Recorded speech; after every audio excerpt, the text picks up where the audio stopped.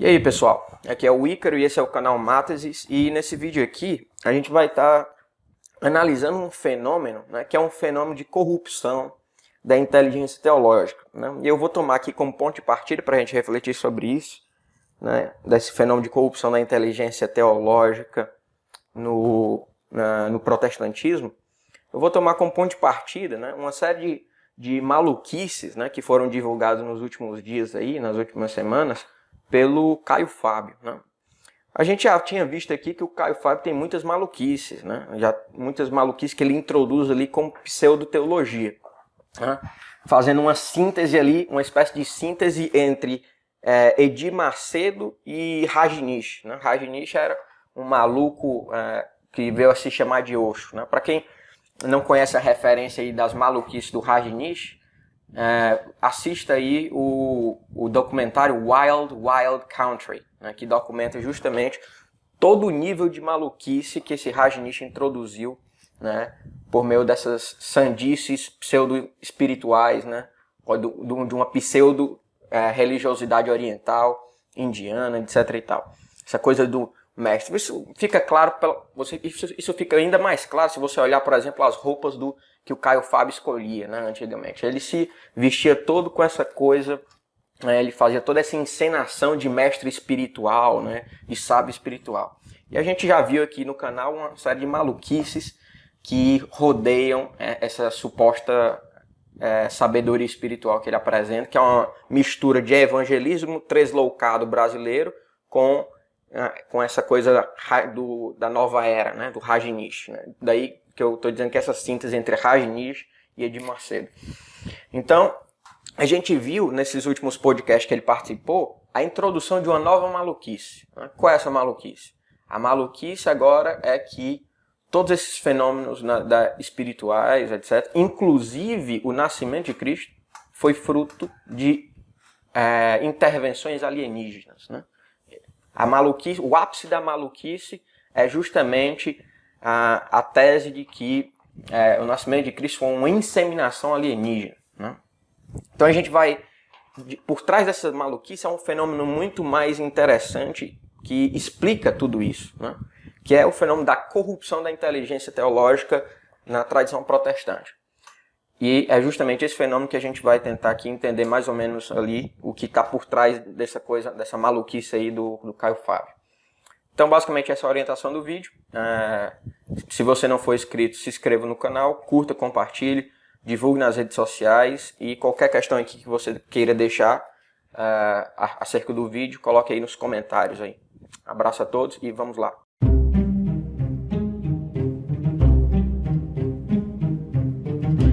Então, pessoal, como eu disse, né, quando a gente se encontra com um fenômeno tão maluco como essa tese do Caio Fábio, é natural, se você tiver uma certa aptidão intelectual, né, você vai tentar, mas como é que o sujeito, como é que se deu isso? Como é que uma tradição de pensamento chegou ao ápice de uma maluquice dessa, né?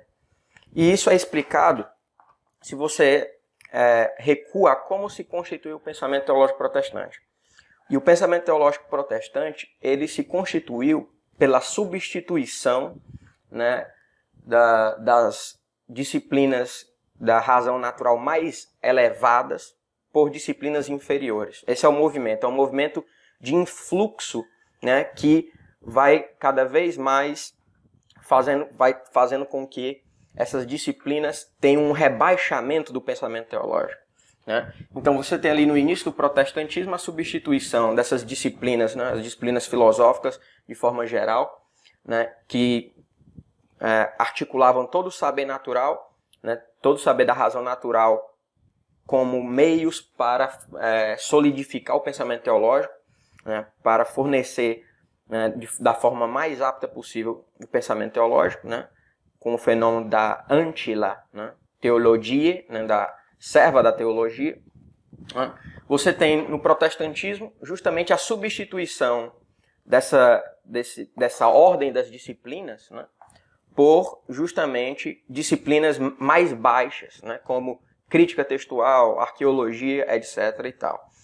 E esse fenômeno é o mesmo fenômeno, esse fenômeno de rebaixamento da ordem das disciplinas como servas da teologia, ou como auxiliadoras da teologia, é o mesmo fenômeno que a gente está observando aqui com Caio Fábio, né? O que a gente vê com Caio Fábio é simplesmente uma radicalização desse rebaixamento, né? Antes você tinha que a disciplina auxiliadora fundamental da teologia era a crítica textual, a arqueologia, etc., a filologia, por aí vai.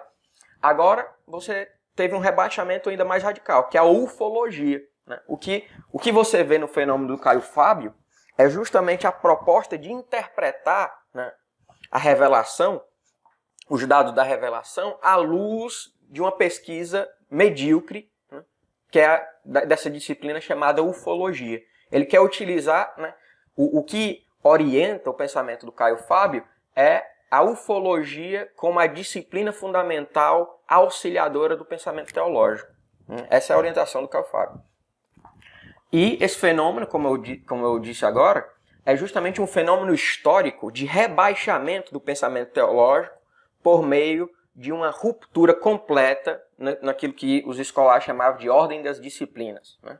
Então, o que o protestantismo, a tradição protestante fez foi justamente fazer essa ruptura entre essas ordens das disciplinas, em que essa orientação de auxílio, né, e de fundamentação do pensamento teológico foi completamente rompida, e esse rompimento, por sua vez, permitiu uma série de influxos que, num primeiro momento, podem ter sido mais razoáveis, como, por exemplo, a introdução da crítica textual, né, de forma mais rigorosa, da filologia, da arqueologia, por aí vai, até chegar nesses níveis mais radicais em que, por conta da completo caos, né, cultural que nós estamos vivendo contemporaneamente, você tem esses influxos malucos, né, como que o Caio Fábio propõe, que é utilizar a ufologia, né, como fundamentação da reflexão teológica, né? Então, o que a gente vê justamente é que esse fenômeno que o Caio Fábio está propondo é justamente um fruto dessa completa desordem das ordens das disciplinas, em que se chega a um nível radical em que o sujeito pensa que pode utilizar a ufologia, né, uma maluquice que surgiu por meio dos fenômenos da nova era, né, que é a raiz do pensamento, da reflexão, da sabedoria, entre aspas, né, religiosa, espiritual dele, como fundamento do pensamento teológico, da reflexão teológica, né? E o que é mais interessante é pensar justamente no conteúdo dessa proposta, né? Porque se você pensar à luz, principalmente ali dos estudos do Eric Voegelin, né? Você lê ali o primeiro volume do Ordem e História, você vai ver que ele vai identificar ali um padrão muito específico, né? Que orienta ali aquele período que vai das primeiras civilizações, em que o Novo Testamento, que é os exemplos que ele dá, estão situados, até o período de Israel, né, que é justamente esse momento de transição. O que o Eric Voegelin vai mostrar, ali no primeiro volume do Ordem e História, é que há, ali nas primeiras civilizações, uma ordem de simbolização muito específica, que é o que ele chama de simbolização cosmológica, né? Então você tem uma articulação, né, da experiência humana, né, dentro da estrutura, né, da comunidade, da ordem do ser, de uma hierarquia dos seres, em que essas primeiras civilizações, elas simbolizam essa ordem cósmica como partícipes dessa ordem cósmica. E os deuses também como partícipes dessa ordem cósmica, e a ordem política também como partícipes dessa ordem cósmica. E nessa medida os deuses estão dentro de um âmbito, embora estejam dentro de uma hierarquia superior, né, eles estão ainda dentro de um mesmo âmbito, que é esse âmbito da ordem cosmológica. O que o fenômeno de Israel, e depois com o cristianismo vai fazer, é a completa ruptura com essa ordem, com essa simbolização, né? Que é justamente aquilo que o Voegelin vai chamar de leap on being, né? O salto no ser. O salto no ser é justamente uma nova simbolização, uma nova ordem simbólica que é criada, que é justamente uma ordem simbólica em que a ordem da hierarquia, né? Essa ordem da hierarquia, ela é vista justamente como um fenômeno de simbolização em que há um Deus supremo, né? Um Deus supremo que está para além dessa ordem, né? Dessa ordem histórica, dessa ordem física. Né? A ordem cósmica já não mais está diretamente fundida com a ordem teológica, né? Ou seja, aquilo que a cosmogonia ela é distinguida da teogonia, né? E esses fenômenos vão se aprofundando cada vez mais. Por exemplo, no Egito, você já tem o fenômeno do Akhenaton, né? Que já é uma tentativa ainda incipiente de simbolização dessa ordem, né? Até chegar em formas cada vez mais radicais dessa simbolização, por exemplo, na reflexão grega, do pensamento grego, até no caso do cristianismo. Então, à luz dessa interpretação desses fenômenos, dessas ordens que você vê na manifestação da história, o que você vê com essa proposta do Caio Fábio é justamente a volta, né? É um influxo, é uma retomada desses mesmos fenômenos. Você sair dessa ordem simbólica que foi criada, que foi aprofundada e radicalizada no cristianismo, né? Que é justamente essa coisa, a questão do Deus transcendente, né?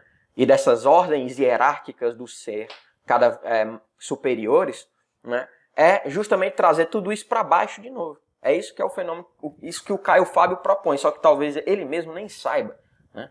Quando ele propõe essa tese de que Jesus Cristo, o Logos divino, na verdade é simplesmente fruto de uma inseminação alienígena. Ele está dentro de uma série de seres alienígenas, cósmicos, né? De outras galáxias, de outros planetas, né? Ou seja, está tudo dentro do âmbito cosmológico de novo. Ou seja, o que o Caio Fábio está propondo é o retorno ao paganismo, né? É o retorno à ordem simbólica pagã. É a rejeição, né, retroativa da ordem simbólica do Deus transcendente.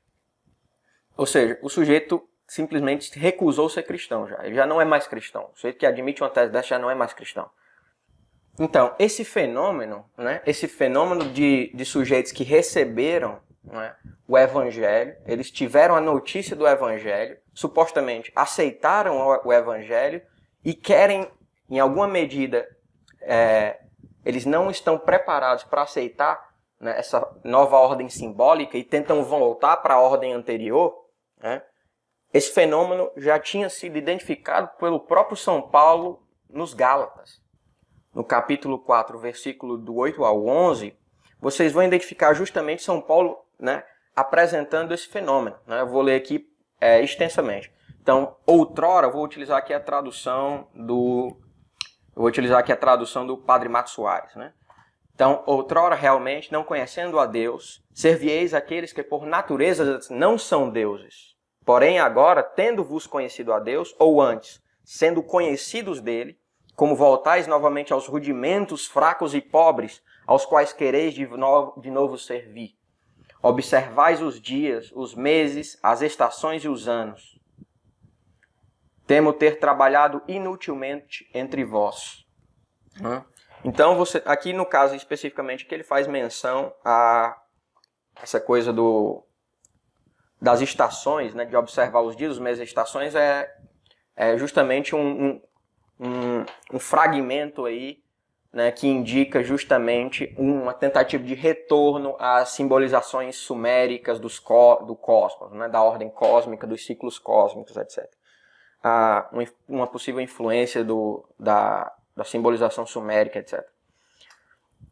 Então, e babilônica, obviamente. Então, o que você vê com esse projeto do Caio Fábio é justamente esse fenômeno. É um fenômeno, em primeiro lugar, da corrupção da inteligência teológica, que se manifesta ali, que vai se intensificando por meio da revolta protestante, né, da Revolução Protestante, contra a Igreja.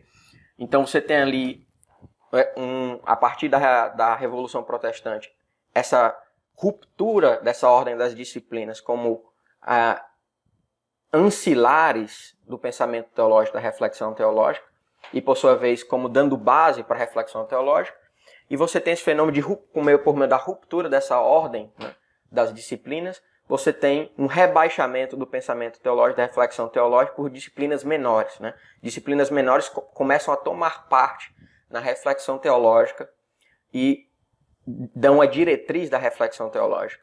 E, no caso, o fenômeno dessa tese do Caio Fábio, do uso da ufologia como base e fundamento e diretriz da reflexão teológica, é justamente um decalque histórico, né, um aprofundamento, melhor dizendo, dessa desordem e dessa corrupção da inteligência teológica. Né?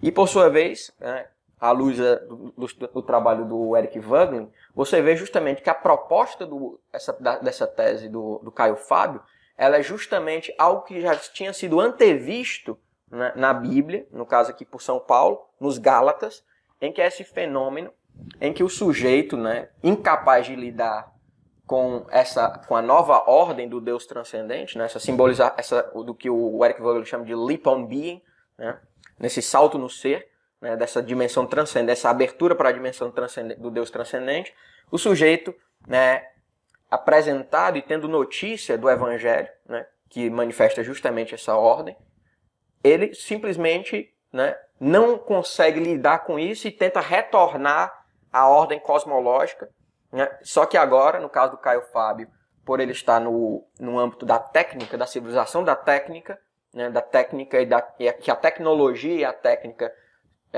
para o homem médio se torna o orientador da inteligência e do pensamento racional, você vê justamente que o sujeito, né, se volta justamente para essa coisa dos seres tecnologicamente superiores. São os seres tecnologicamente superiores que, né, forneceram para nós essa ordem fundamental. E você tem, com esse fenômeno, justamente um retorno a essa ordem cosmológica, só que um retorno a uma ordem cosmológica ainda mais pobre, né? Ainda mais pobre, que é uma ordem cosmológica simplesmente fundada na técnica e na tecnologia. Então, basicamente esse é o fenômeno que norteia essa reflexão pseudo-sábia, né, orientada pela nova era, por influências da nova era que o Caio Fábio propõe. Então, basicamente, essa era as considerações do vídeo. Eu acho que o vídeo já está ficando longo, eu não quero que fique tão longo. Então, eu acho que essas considerações já são suficientes. Se você não é inscrito no canal, se inscreva no canal, deixe seus comentários aí, curta, compartilhe, divulgue nas redes sociais e até mais.